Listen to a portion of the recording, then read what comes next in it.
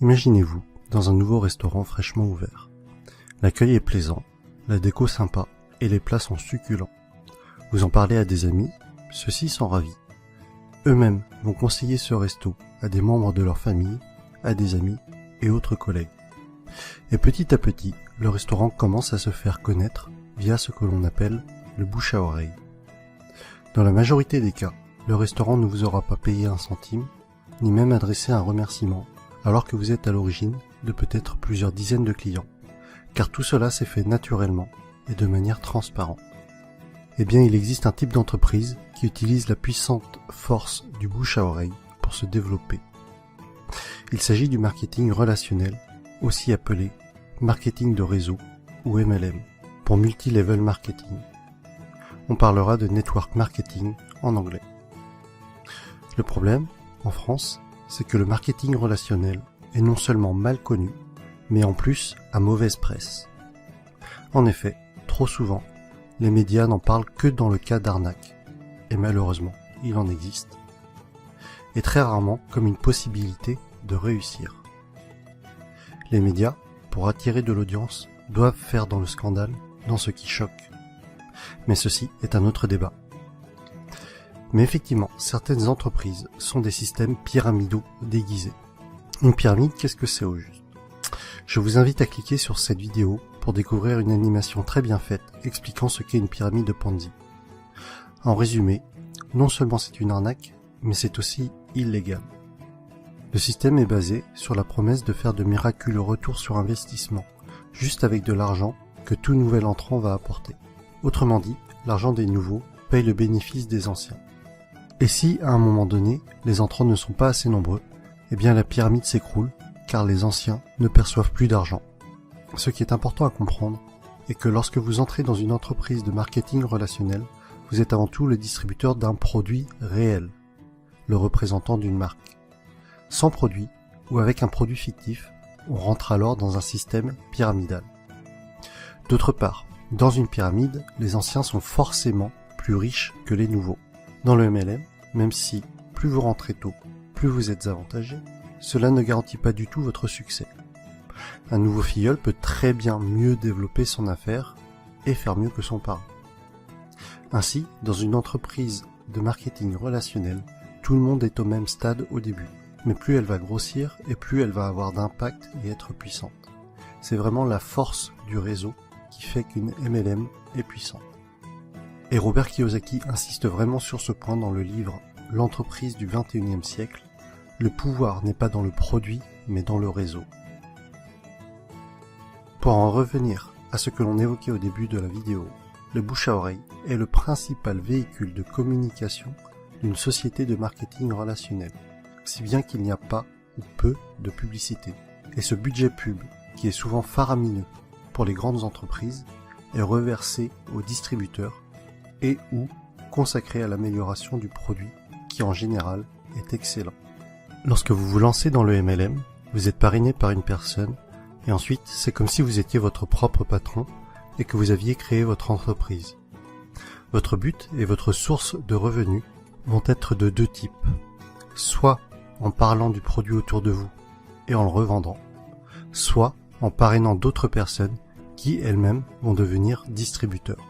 Ainsi, le plus efficace est pour que votre entreprise soit réussie, tout ce que vous faites doit être duplicable. Votre filleul doit avoir les outils pour développer lui aussi son réseau. Dans tous les cas, ce qui est important à retenir est que le succès est partagé. Si votre filleul échoue, vous échouez d'une certaine façon.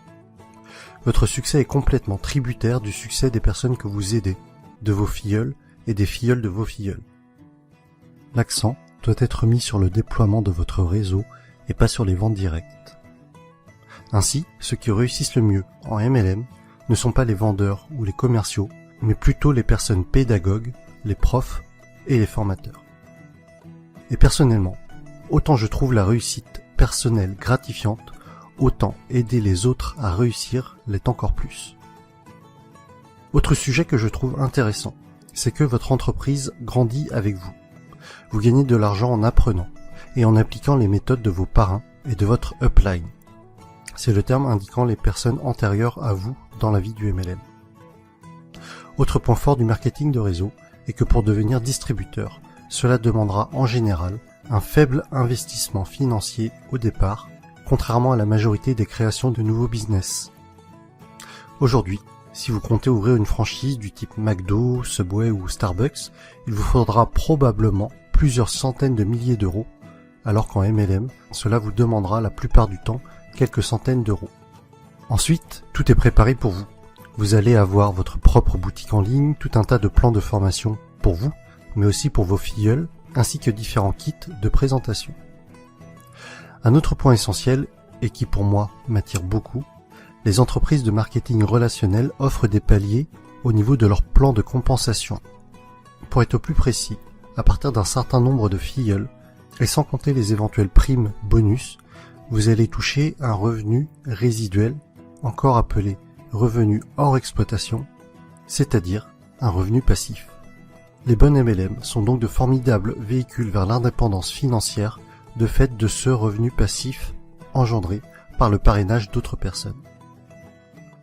Je rajoute que les MLM sont un type d'entreprise qui a une croissance des plus fulgurantes à l'échelle mondiale ces dernières années. Aux USA, ça a vraiment explosé depuis les années 90.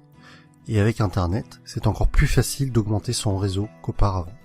De plus, c'est une activité que l'on peut tout à fait démarrer sur notre temps libre pour un revenu complémentaire au début. Il faudra alors se déclarer en auto-entrepreneur avec le statut de VDI, c'est-à-dire vendeur à domicile indépendant. J'insiste tout de même sur le fait de bien vérifier un certain nombre de points avant de vous engager dans une entreprise de marketing relationnel, afin de ne pas tomber sur une pyramide Ponzi déguisée. Voici le type de questions qu'il faut vous poser avant de vous engager dans une entreprise de ce type. Est-ce qu'il y a des bureaux réels? À quels endroits géographiques? Se trouve-t-il dans des paradis fiscaux? Quel est l'historique de l'entreprise?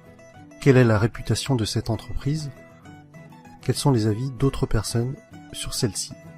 En conclusion, et si vous avez suivi mon défi personnel, je pense que vous commencez à comprendre pourquoi est-ce que ce type d'entreprise m'intéresse fortement. Travailler pour ses propres rêves et non pas ceux de quelqu'un d'autre. La possibilité d'avoir des revenus passifs avec cet objectif d'indépendance financière. Partager le succès. Vous savez, à la base, ma chaîne YouTube est quand même le partage des bonnes pratiques, d'idées inspirantes. Alors si en réussissant dans un domaine, j'arrive à aider d'autres personnes à réussir également, alors j'en serais sincèrement ravi. Autre point que l'on avait évoqué, c'était de gagner de l'argent tout en apprenant. Le message que j'y vois derrière cela est celui que Jim Rohn a souvent répété, que plus vous vous développerez personnellement, plus cela attirera le succès. Et enfin, des horaires libres. Cela signifie que je pourrais aller chercher ma fille à l'école. Et voilà pour cette vidéo sur le marketing relationnel. J'espère que le public francophone comprendra mieux ce qu'est le MLM avec cette vidéo. Pour ma part, il y a quelques mois encore, je dois vous avouer que je faisais partie des personnes qui rejetaient le sujet, ne comprenant pas en quoi cela consistait, et sûrement aussi parce que je ne voulais pas comprendre, et que je gardais en tête ce que les médias véhiculaient. Mais que ce soit Jim Rohn, Tony Robbins, Les Brown, c'est-à-dire tous les motivational speakers que je suis régulièrement, mettent en avant ce type d'entreprise. Et après mes lectures de l'entreprise du 21e siècle, de Robert Kiyosaki, et de 45 secondes qui changeront votre vie, de Don Fire, j'ai finalement changé d'avis sur le sujet et je suis décidé à me lancer. Vous retrouverez la suite de mes aventures dans le prochain épisode avec mon choix de MLM et les raisons de ce choix. Si vous aussi, ce concept d'entreprise est nouveau pour vous et que cela vous intéresse ou qu'au contraire, vous vous y intéressez déjà, mettez-moi un pouce j'aime, partagez sur Facebook et abonnez-vous. À bientôt!